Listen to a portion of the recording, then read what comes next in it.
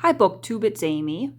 So you're looking at my bedroom bookcases right now, and the case on the right is brand new today, 80 bucks off of Amazon.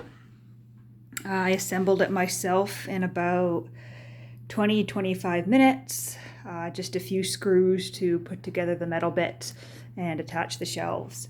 And as you can see, I have some additional space here for more books.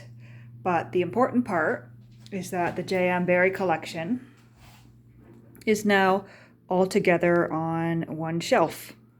And I brought in my two paperback copies of Peter Pan as well, since there was a bit of extra space on the end of the shelf. But as you can see, we have The Little White Bird, two copies of The Little Minister, Sentimental Tommy, Tommy and Grizel, Quality Street, which arrived today, The Admirable Crichton, which arrived last week, When a Man's Single, My Lady Nicotine, and Margaret Ogilvy. Second copy of Margaret Ogilvy just by itself. Echoes of the War. We have that little battered burgundy book right there is a copy of A Window in Thrums. And I'll just pull it out so you can see it there. And beside that we have Auld Lucht Idols. Next to the Greenwood Hat, the plays of JM Barrie, and of course those two little paperback copies of Peter Pan. I can't even begin to think about purchasing an older copy of Peter Pan. Anything that's even remotely old seems to sell for more than I'd care to pay right now. And to be honest, I'm not all that interested in Peter Pan itself. Down here on the second level, I've got a few more of my older books. Something called The Romance of Northumberland by A.G. Bradley. The Old Houses of Stratford upon Avon by H.E. Forrest. I've got some George Eliot here.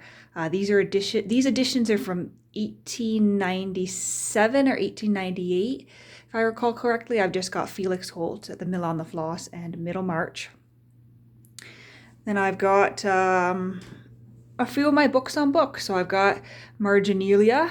I've got A Gentle Madness, Fishers of Books by Barton Curry, which arrived last week. And actually, no, not last week, 2 weeks ago now. And Hours with Men and Books by Matthews, which did arrive last week. And in the center here, I've just got this old wooden box. It was actually my grandmother's. And unfortunately, it was given to me when I was still quite young, so I've done some damage to it over the years. Made by the Valparaiso Furniture Company in Valparaiso, Indiana. And it was presented to, I think, a number of graduates. And in here I've just got a couple of fountain pens that I don't really use. The ink in them is probably all dried out. But there's dried on nail polish in the bottom of this box. Because when I was a teenager, I thought it was a great idea at like age 13, age 14, to use this nice old cedar chest to store my nail polish in. And so it's not exactly in tip-top condition, but I keep it for the sentimental value. And then down here, I've also brought in my Harvard Classics copy of Wealth of Nations. I believe that one is 1909, that printing. And then I've also got this book that I picked up, I don't know, 4 or 5 years ago now. Bound in Venice, The Serene Republic and the Dawn of the Book by Alessandro Marzo Magno. This is a Europa edition. And this is really the first book that I ever read about books. I picked it up on sort of a whim at an independent bookstore in Kitchener-Waterloo, Ontario. And I was just, enthralled by it. And that's when I started to read some more things about books and book publishing and bookbinding. But I didn't really get too far into it, mainly because of my resources at the time. I wasn't buying a lot of books, and I didn't really know where to go to find the sort of books I was looking for. And now I do, which is fantastic. And then I just got this book, The Library Catalog of Wonders by Stuart Kells. And I read this a few months ago. I didn't like it all that much, but it did have some interesting tidbits in it, so that's why I've kept it. And this shelf, like, this is just pressed wood, but it's fairly nice pressed wood. And then this is just aluminum metal frame here. Oh, and you can see that whichever electrician did this apartment, this is the one electrical outlet in my apartment that is upside down, which is quite annoying. Then maybe we'll just shimmy over here while I'm in the bedroom. And this is the other shelf that I've had here for a while. So this is my copy of The Duncans on Land and Sea by Kate Tannett Woods. It's in quite bad condition. I think I did a video about that several months back, but that's a book that was passed down a couple of generations in my family.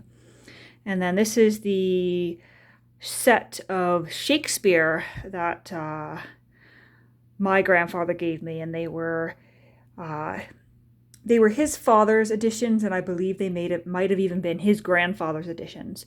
So this is sort of the family heirloom shelf, if you will, along with this kind of dusty, I should dust that off, dusty, I call it a cinnamon sugar shaker, but I was looking at that the other day, and it occurred to me, what is a cinnamon sugar shaker? Surely, like, this must be called something else entirely, but I just call it the cinnamon sugar shaker because when I was a kid, we had something very similar to that, same shape, and my mom would mix up white sugar with powdered cinnamon, make a mixture, and it was something we would commonly have on toast for breakfast. So you would make the toast, you would butter it, and then you would sprinkle the cinnamon sugar on top. And I went back and forth between that and honey. And it's only occurred to me a couple of days ago that might possibly be a little bit strange. Has anyone else ever done that? Is that a common thing, or was my family just weird? And then up here I've got my Folio Society editions, mostly Trollope. I do have Lytton Street Cheese, Eminent Victorians. And then climbing one more level up, I have my grandmother's copy of Little Women. I have Life, Letters, and Journals of Louisa May Alcott, Old Fashioned Girl by Louisa May Alcott, Work, also by Alcott, a copy of Little Men, Flower Fables, The Inheritance, a copy of Charlotte Bronte's Villette, and Parnassus on Wheels by Christopher Morley. And then next to it, a book that I didn't unbox today when it came in the mail, but this book, The Haunted Bookshop by Christopher Morley, came the same time as the shelf. I took the shelf out of this large box here. This book came along with that package from Canada Post. And I didn't feel like doing a whole video because I was quite exhausted from assembling this bookshelf. But this is a fun little fiction book, a novel that was published in the 19-teens. Let me just take a peek here. It's not in the best condition, but I just wanted a physical copy of it because I had read it. I had read a free ebook of it online, and I quite enjoyed it, about this mystery that pops up surrounding a bookshop, published in 1918, 1919 by Doubleday. And so I do believe this is a 1919 printing. But that's a fun book. And the one beside it, Parnassus on Wheels, is sort of the the prequel to that. Maybe it was actually published first. I don't know. But this is something printed much more recent. Okay, yeah, so this is the first book published in 1917. And this is a 1955 printing here. But this is about a book dealer who sells his books by horse-drawn wagon.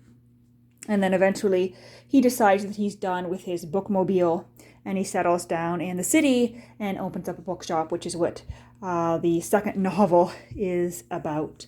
But anyway, I thought I would just show you this new bookcase. I'll back myself up here so you can see. It's maybe about 4.5 feet tall, 4 shelves, extra space, always good for us book lovers.